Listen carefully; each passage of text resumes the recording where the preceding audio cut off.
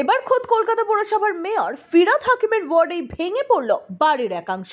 রবিবার ভোর 3:30 নাগাদ কলকাতা পৌরসভার 82 নম্বর ওয়ার্ডে চেতলার অন্তর্গত 1/3 এ পরমহংসদেব রোডে একটি 3তলা বাড়ির একদম ওপরের অংশের বারান্দার একটি অংশের কার্নিশ ভেঙে পড়ে ফুটপাতের ওপর।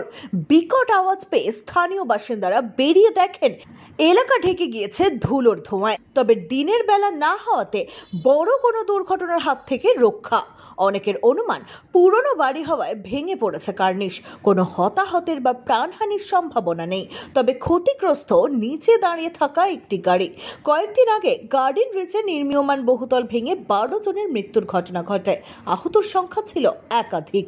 এরপরে মেয়রের ওয়ার্ডে এই ঘটনায় বাসিন্দাদের মধ্যে আতঙ্ক ছড়িয়ে পড়েছে।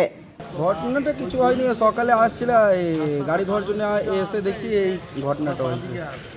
এইটা 9 পরমহংসদেব রোড, ওই 5:45 কাছাকাছি।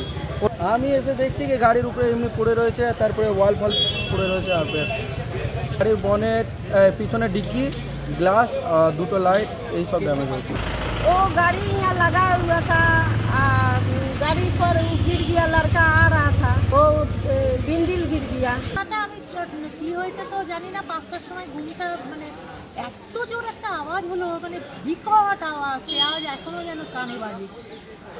কি হলো মানে কোনো বাড়ি ভেঙে পড়লো আমি বুঝতে পারলাম, কিন্তু কি হলো তো বুঝতে পারিনি। তারপরে বেরিয়ে এলাম, আমি এসে দরজাটা খুলে দেখছি এই ওদের এই পাঁচিল ভেঙে পড়ে গেছে।